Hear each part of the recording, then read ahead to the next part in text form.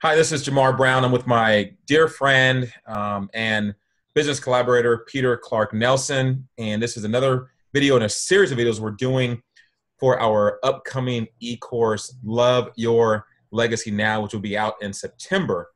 And that course has several modules that are incredible. And we hope that you take the time to take the e-course and really have some transformational things happen in your life. And so what we wanted to do in preparation for the release of the e-course was to talk about a few of the modules in the course. And today we're going to talk about a very important module, which is all about why success is uncomfortable. Why does success feel uncomfortable? And so we're going to dive into that subject today. As I mentioned, my name is Marr Brown. I'm a keynote speaker, author of 3 books, business coach, and corporate executive. And I'll talk more about myself as we go on. But for now, let me introduce you to Peter Clark Nelson. Peter? What's going on, Jamar? And how's everyone doing? Thank you for joining us on this video. My name is Peter Clark Nelson, and as Jamar was saying, we're both collaborating on an upcoming e-course and a book called Love Your Legacy Now. It's truly an honor to be able to collaborate with you, on this, Jamar, and looking forward to covering this subject today because it's a very important subject. If anything, it's sort of like the elephant in the room. Everybody's going after success, but very few people are actually enjoying the process of it. Well, absolutely, Peter. And I think when I first said that, some people may have been thinking, what does that mean? Isn't success supposed to feel good? I mean, everybody wants to achieve things, want to accomplish things. They want to achieve their goals in life. And the reality is that as Peter and I have talked to so many people over the years that we personally coach and mentored, an interesting phenomenon happens sometimes, and that is when they achieve something, let's say salesperson of the year, or they start a business, or they do something that they thought was impossible for them to do, they end up with a sense and a feeling that's opposite of what they thought. They thought they were going to feel relieved and happy and fulfilled and all those things. And oftentimes how they feel is depressed, upset, a sense of loneliness. And what they thought they were going to feel is not the reality of how they feel when they achieve certain things. And so Peter and I, as we were talking, about the course, Love Your Legacy Now, which is all about how to love your legacy, we realized that the first step we wanted to address was why don't people feel good when they do achieve certain things? And so that's a backdrop in terms of why we're approaching or addressing this subject. And Peter, just give me your thoughts real quickly about, from your experience, why does success feel uncomfortable for some people? Well, Jamar, it's going to come down to how we were raised and how we were conditioned and educated growing up. I mean, all of us were born into what is referred to oftentimes as the patriarchal mindset or the matrix. Mm-hmm. And when you look at the matrix and the system itself, it's predicated on conformity. So it's not as if people can't achieve certain things, that are considered successful or having great achievements, because clearly that's something we've all been able to witness other people doing. And in many cases, we've achieved some really amazing things. Mm-hmm.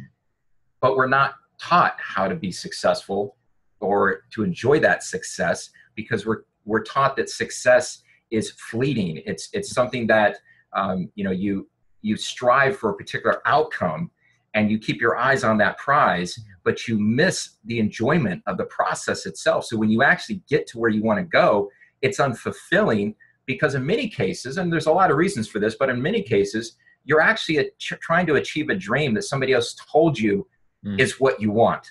Mm-hmm. So you don't even really have an idea of what it is that truly makes your heart sing. So you're not doing things that you really love, and you're not loving the things that you're doing, even if you are achieving results. I can even look at it from my own personal experience. And you were asking, from your question, what are some of the things that, that I've seen and how have I experienced it? Well, as a ghostwriter, as somebody that works with individuals on helping them unleash their inspired voice and getting that inspired message out to the world, I've been doing that for 20 years. Mm-hmm. But a good portion of that, even though I was achieving a lot of success and working with some incredible individuals in large corporations, I was miserable. And I was miserable because I wasn't aligned with what my heart really wanted to do. I mean, I was using my skills and my talents and my gifts, but I was doing so in a way that wasn't conducive to who I truly am. So maybe I was achieving some things and I was able to help other people achieve great success, but I was unconscious to the programming and the conditioning that I grew up with. And it wasn't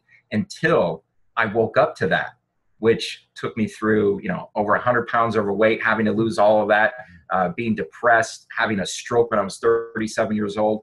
These things were the result of me repressing my own conditioning, my own thought processes. So once I was awakened to that and began digging deep and understanding why I did the things I did, why I looked at the world the way that I did, then I was able to begin becoming more consciously responsible for my success, and most importantly, to be able to enjoy the process of it. And that's just not something we're taught growing up.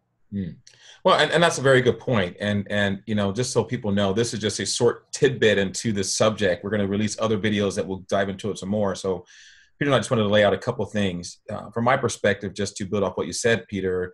And I can look at two specific examples. One example was one of the people that I used to coach and mentor was a person who really wanted to be successful in sales. He had gone from middle of the pack.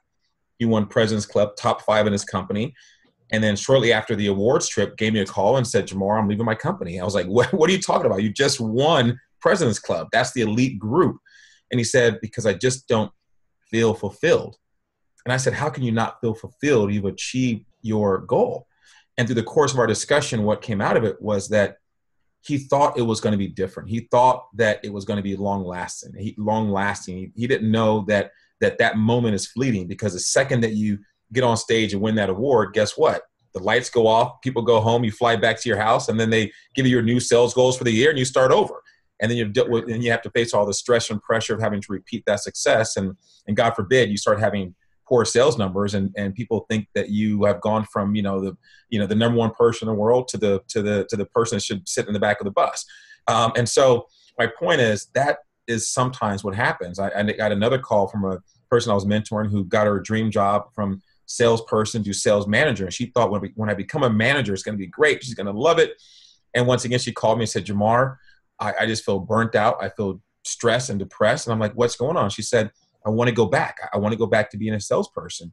And through the course of that conversation, what came out of it was that she didn't prepare herself for the realities of that promotion.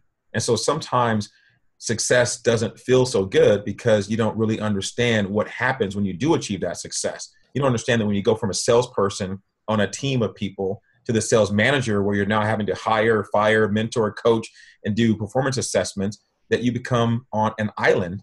And that's another thing we're going to talk about, tribal shaming, which is another a module on the e-course.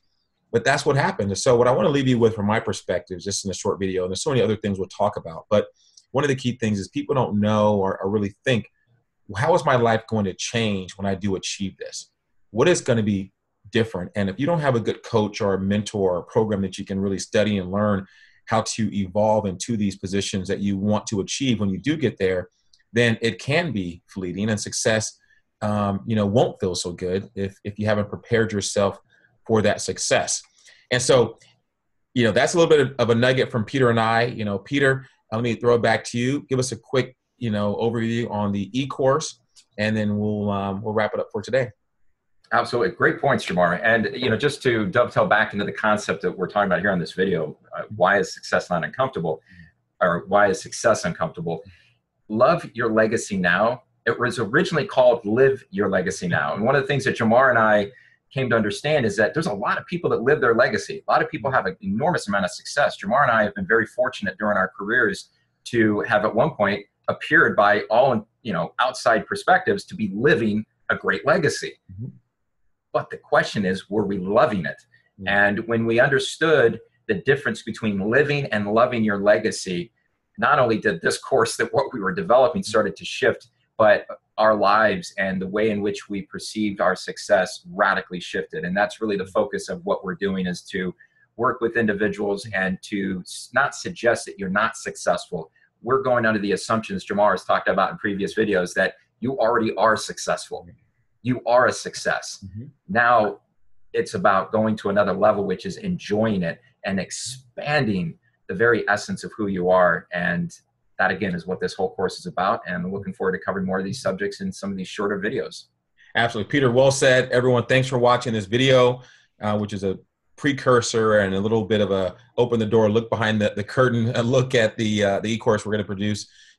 Love your legacy now. Please look at other videos we produce, and also, share this video. We believe we want to open up a dialogue with people. And so share this video, like the video, and let's get the word out to help people start to know how to deal with success even better and enjoy success, but also to love your legacy right now. So Peter, thank you very much. Everyone, thanks for Thanks, watching, Mark. and we'll see you very soon. Take care.